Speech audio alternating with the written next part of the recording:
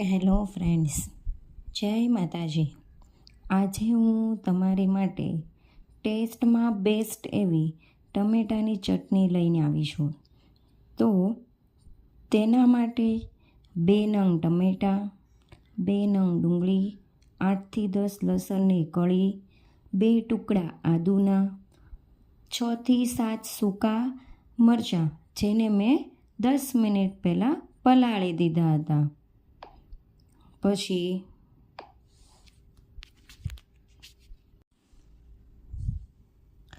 હવે આપણે બધી જેમ કે ટમેટાં, ડુંગળીને કટ કરી લઈશું.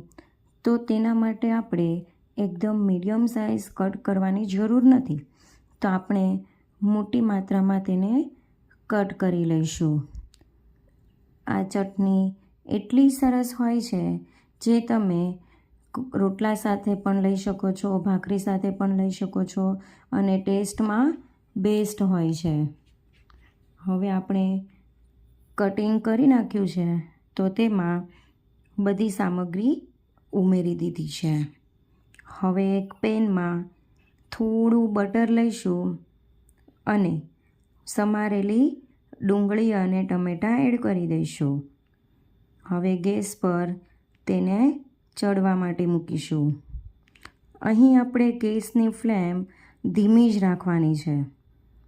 હવે જ્યાં સુધી બધા જ વેજીસ એટલે કે ડુંગળી અને ટમેટાં ચડી ન જાય ત્યાં સુધી એને આપણે ધીમા તાપ પર ચડવા દેવાના છે.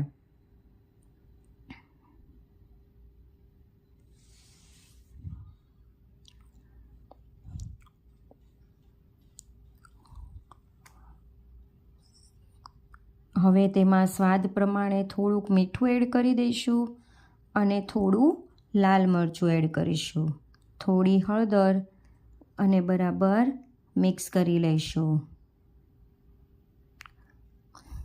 ધ્યાન રાખવાનું છે કે આપણે અહીંયા સૂકા મરચાંનો ઉપયોગ કર્યો હોવાથી આપણે આમાં લાલ મરચાંનું પ્રમાણ ઓછું રાખ્યું છે જેથી ચટણી બહુ તીખી ન બને. તમે તમારા સ્વાદ પ્રમાણે તેમાં મસાલા વધારે ઓછા કરી શકો છો. હવે તમે જોઈ શકો છો કે ટમેટાં અને ડુંગળી મસ્ત સારી રીતે ચડી ગયા છે.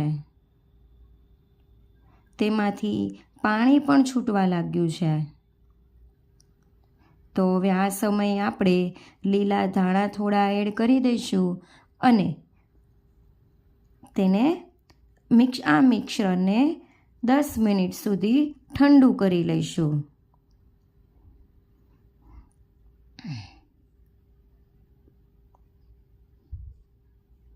ઠંડુ થઈ ગયું છે મિશ્રણ. હવે તેને આપણે એક મિક્સર જારમાં એડ કરી દઈશું.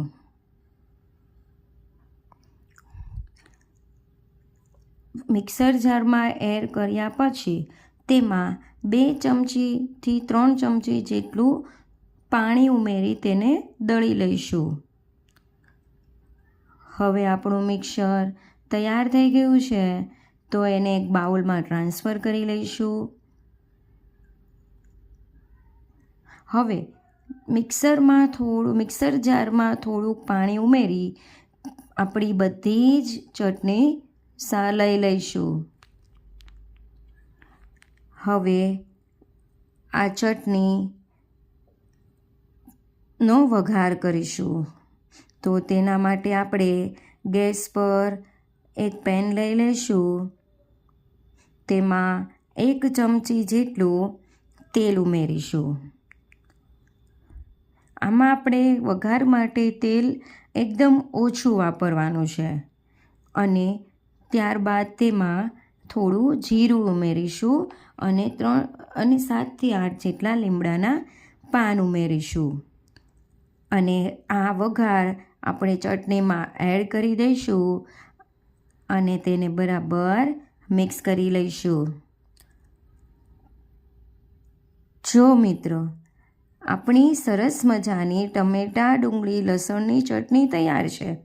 આ ચટણી તમે ભાખરી સાથે લઈ શકો છો, રોટલા સાથે લઈ શકો છો અથવા કોઈ બ્રેડ સાથે બી ખાઈ શકો છો અને આ ચટણીની રેસીપી જો તમને ગમી હોય તો અમારી આ ચેનલને લાઈક કરજો, શેર કરજો અને સબસ્ક્રાઈબ કરજો.